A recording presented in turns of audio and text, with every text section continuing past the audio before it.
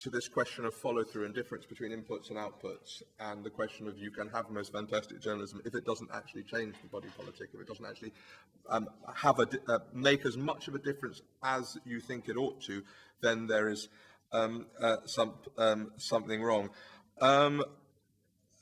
There are examples of the question, your question about paid access and the quality of journalism through the downturn. There's some good stuff on it. I draw your attention to Stryker Maguire, colleague Newsweek's written a very good piece on the economic emasculation of journalism, investigative, just everything from foreign postings to there are extraordinarily few pictures coming out of so many countries now, far fewer pictures than there used to be, because there are far fewer crews.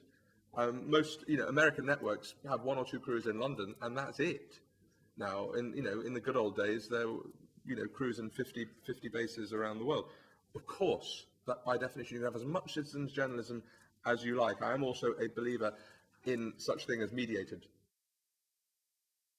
citizens journalism. Internet is absolutely wonderful for producing all kinds of things. We've seen that in Iran recently. We've seen it everywhere.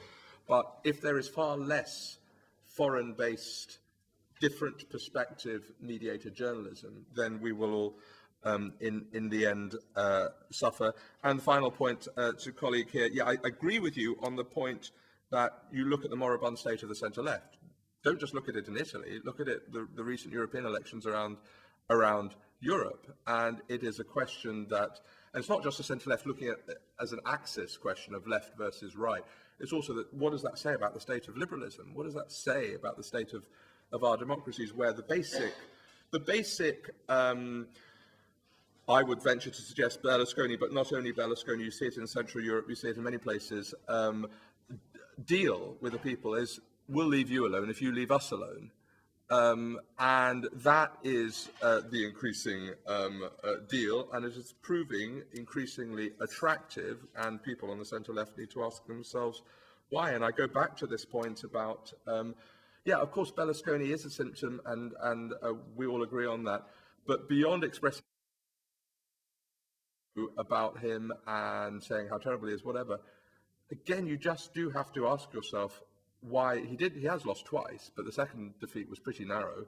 And Prodi, in his fiscal rectitude, yeah, I mean, he did everything possible to meet the convergence criteria of single currency entry. He played everything by the book, and where did it get him? Berlusconi, basically, the deal is, we'll leave you alone. You get on with what you like. You fiddle your taxes as much as you like. I do it myself. So it's basically,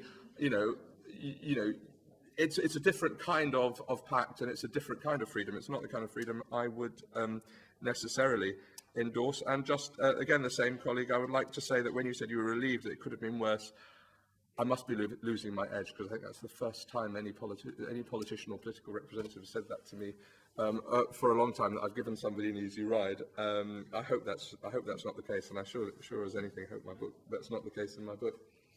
Conchita, do you want to add something? Vuoi aggiungere qualcosa? No, ci sei fine. Okay, so I guess thank you both. Thank you very much.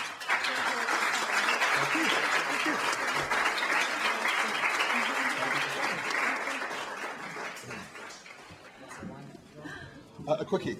Yeah. Thank you.